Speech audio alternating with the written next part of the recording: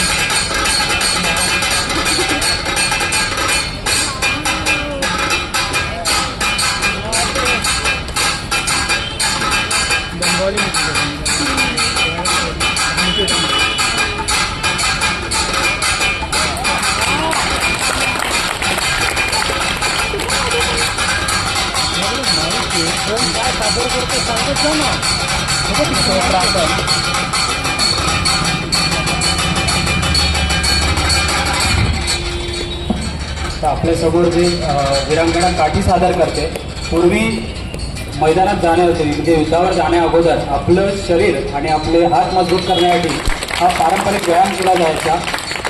हा व्यायाम जिथे शिकवला जायचा किंवा जिथे केला जायचा त्याला तालीम किंवा प्रशिक्षण केंद्र म्हटले जायचे। तर पूर्वापारपासून ह्या तालमी संपूर्ण गावखेड्यांमध्ये आजही आपल्याला पाहायला मिळतात। ब्रिटिश काळामध्ये ब्रिटिशांनी शस्त्रास्त्र कायदा आणल्यानंतर ही सगळी शस्त्र बंदी केली गेली आणि त्यामुळे ही खेळाच्या स्वरूपामध्ये आपल्याला खेड्यापाड्यांमध्ये तालमीमध्ये आपल्याला बघायला मिळतात आणि हीच महाराष्ट्राची युद्धकला पुढे जाऊन मैदानी खेळ म्हणून प्रचलित झालेली आहे। हा वीर काठी फिरवत असताना आपल्या पायाची सुद्धा एक हालचाल करतो आणि आपल्या शरीराभोवती एक वलय निर्माण करतो, जेणेकरून युद्धामध्ये अशा पद्धतीने मंडलं तयार केली जायची आणि आपल्या चारी बाजूचा शत्रूचा वेध घेतला जायचा।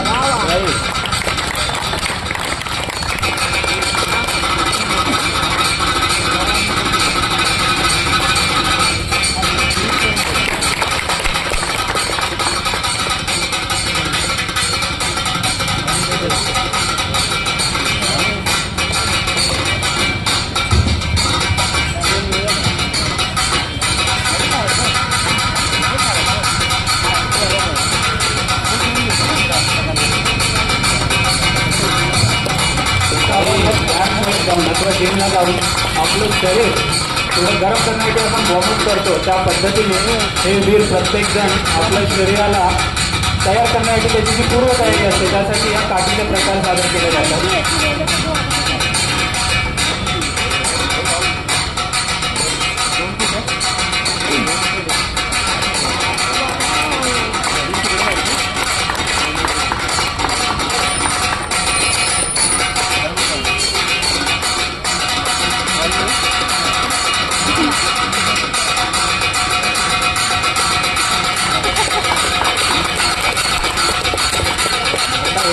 दोन वीर आपल्यासमोर हे काठीचा प्रात्यक्षिक सादर करतात।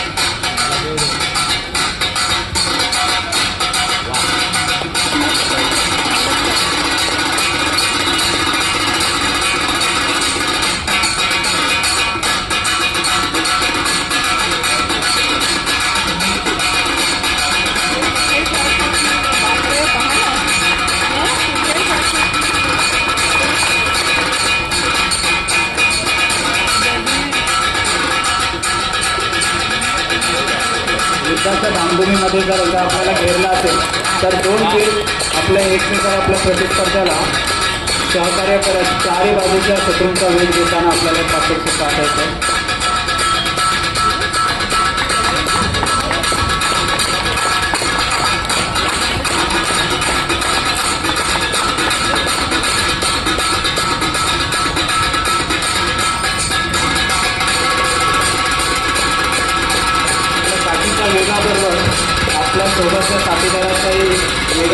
ढोल राखण्याची एक वेगळी कला आपल्याला बघायला मिळते. काठीच्या टोकाला पुढे भाल्याचा पाय लावला आणि भाला आपल्यासमोर सादर केला जातो.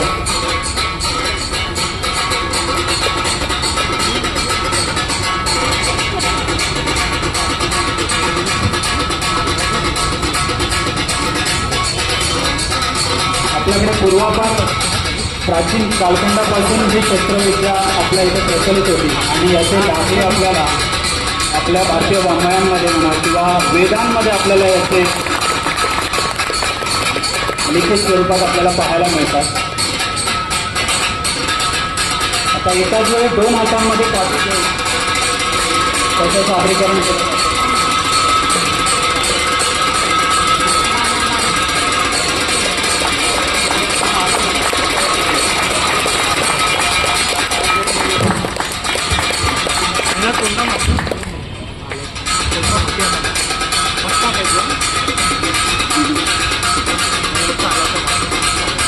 गणेश बाप्पा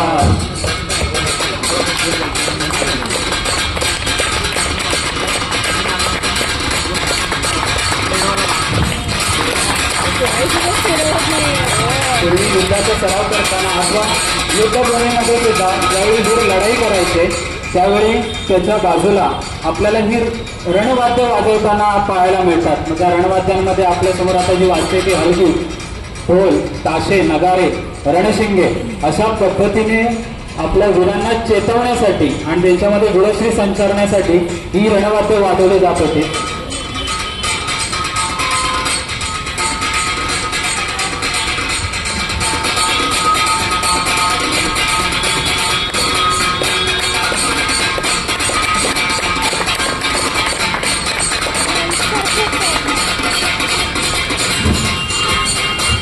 आपल्यासमोर एक प्रकार सादर केला जातो, त्याला बाणा असं म्हणतात.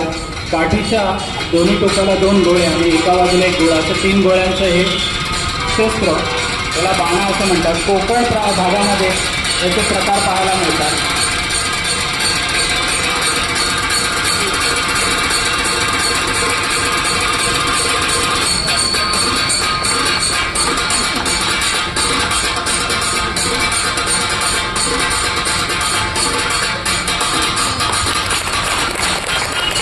एक बाणा शस्त्र जे पूर्वी युद्धामध्ये वापरलं जायचं ते आपल्याला बघायला मिळतंय.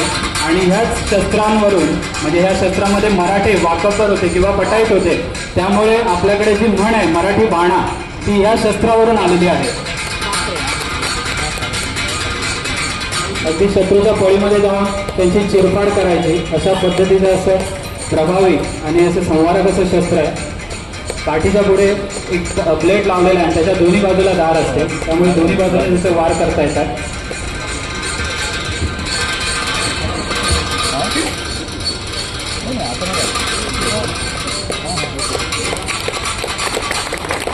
आता एक शस्त्र आपल्यासमोर सादर केलं जातं, त्याला पट्टा अथवा काही ठिकाणी दांडपट्टा असं म्हणतात, परंतु या शस्त्राचं नाव पट्टा आहे.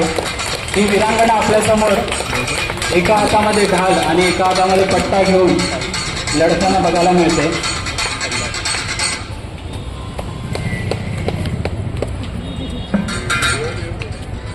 अगदी तलवारीसारखंच हे शस्त्र असतं, याच्या दोन्ही बाजूला धार असते आणि कोपऱ्यापर्यंतचा भाग संरक्षित केला जातो. कुऱ्हाड अथवा परशु भगवान परशुरामांच्या हातामध्ये किंवा अनेक देवदेवतांच्या हातामध्ये आपल्याला हा परशु बघायला मिळतो. आपल्या गणपती बाप्पाच्या हातात सुद्धा आपल्याला परशु पाहायला मिळतो. असं हे शस्त्र देवांनी सुद्धा धारण केलं होतं आणि आपल्याकडे आजपर्यंत युद्धांमध्ये म्हणजे अगदी पेशवाईचा असतो होईपर्यंत आपल्याला ह्या युद्धांमध्ये हे शस्त्र बघायला मिळत होते. अतिशय संवारक आणि तेवढंच कठीण असं हे शस्त्र होतं.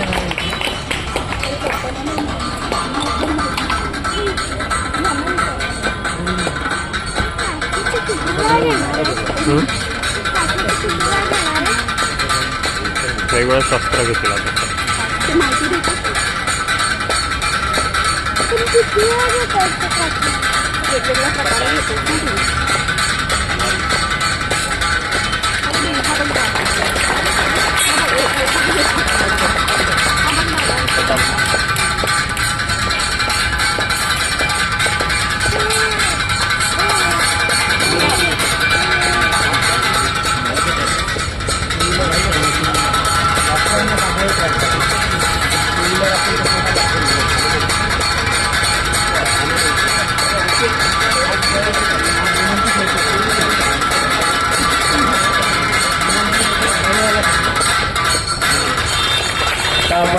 एकच शस्त्र फिरवताना पाहिलं होतं, परंतु आता आपल्याला दोन वेगवेगळ्या प्रकारची शस्त्र इथे पाहायला मिळतात. एका हातामध्ये पट्टा आणि दुसऱ्या हातामध्ये परशू. अशा पद्धतीने दोन्ही शस्त्र वेगवेगळे आहेत, त्यांचे वार करण्याचे पवित्र वेगवेगळे आहेत. तरी पण हा वीर आपल्या हातामध्ये ही दोन शस्त्र घेऊन एकाच वेळी ही सगळी फिरवताना आपल्याला लिहिल्या पाहायला मिळतोय. तर सगळ्यांनी याला टाळ्याच्या गजरात आपण प्रतिसाद करूया. हर हर जय जय जय जय जय भवानी. अरे जय भवानी, जय शिवराम. जय भवानी.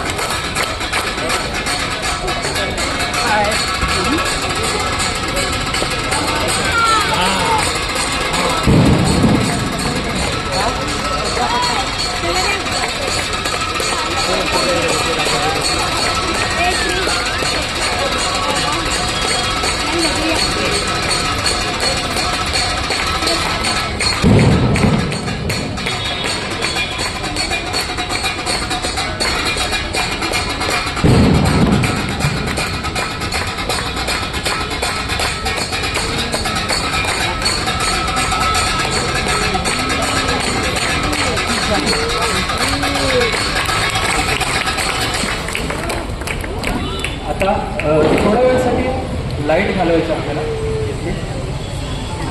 पूर्वी वेगवेगळ्या पद्धतीची लाईट घालली जात होते. त्यामध्ये गनिमत नावाचा प्रकार होता. त्यातलंच एक युद्ध होतं ज्याला निशाचर युद्ध म्हणतात. रात्रीच्या अंधारामध्ये मराठी कशा पद्धतीने हल्ला करत होते तर त्याचं एक प्रात्यक्षिक आपल्यासमोर होणार आहे. त्याआधी थोडंसं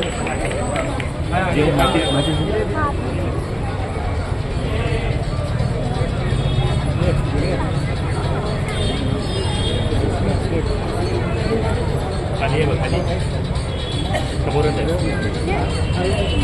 सिंगल.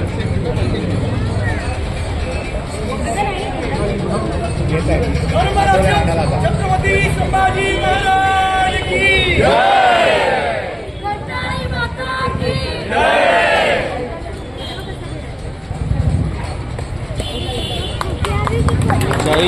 हर हर हर हर जय भवानी.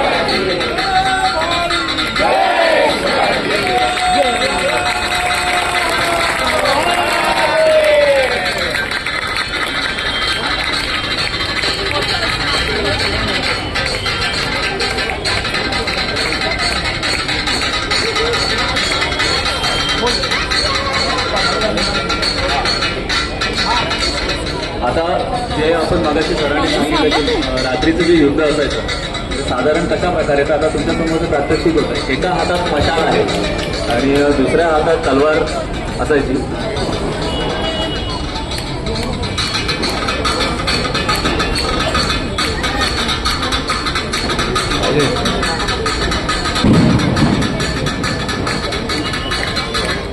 एका विरुद्ध अनेकांबरोबर जे युद्ध व्हायचं ते साधारण अशाच प्रकारे युद्ध केलं जायचं. एका हातात मशाल आणि ढाल आहे आणि दुसऱ्या हातात तलवार.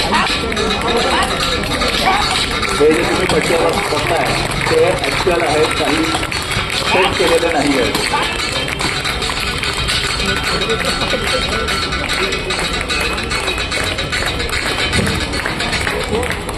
जय भवानी, अरे जय भवानी, छत्रपती शिवाजी महाराज की जय, छत्रपती संभाजी महाराज की जय.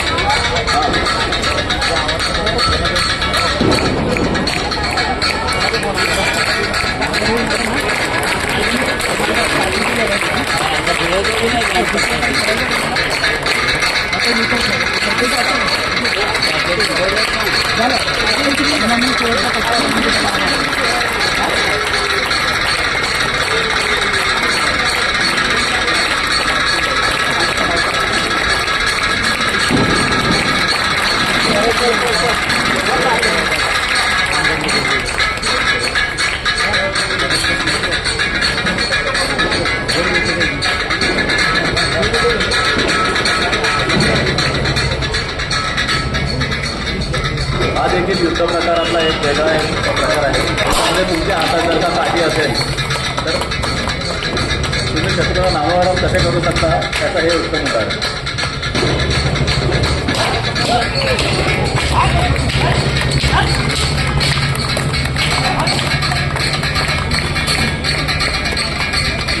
हे जे फटक्याचे जे आवाज तुम्ही ऐकताय ते खरे फटके बसलेले आहेत.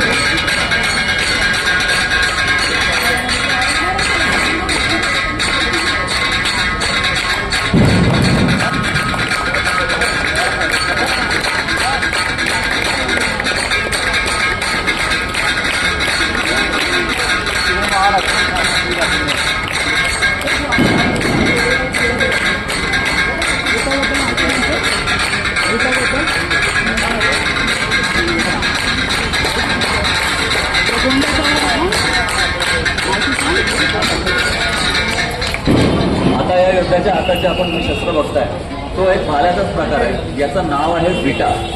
आता जनरली विटा भाला जर का तुम्ही बघितला तर तो भाला आपण फेकून मारू शकतो पण तो पुन्हा आपल्या हातात नाही येऊ शकत.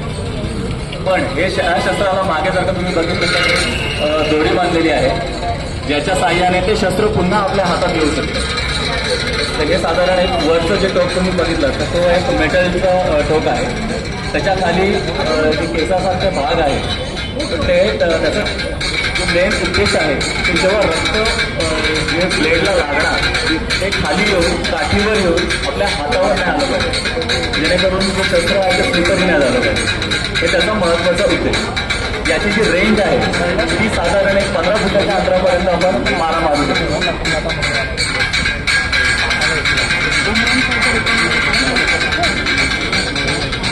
जसं सिनेमामध्ये तुम्ही बुमरँग बघता त्याचप्रमाणे हे शस्त्र परत आपल्या हातामध्ये येऊ शकतं.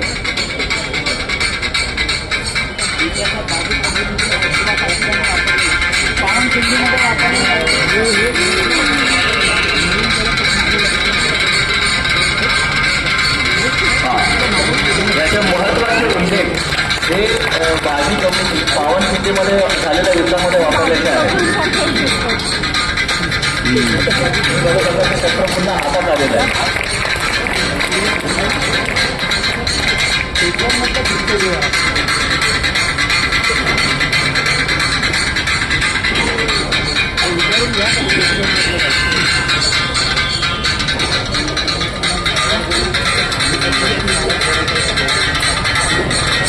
मगाशी जो आपण रानपट्टा याचा अर्थ काय, एका हातात दंड म्हणजे काठी आणि दुसऱ्या हातात पट्टा, तर अशा प्रकारे तो दांडपट्टा आहे.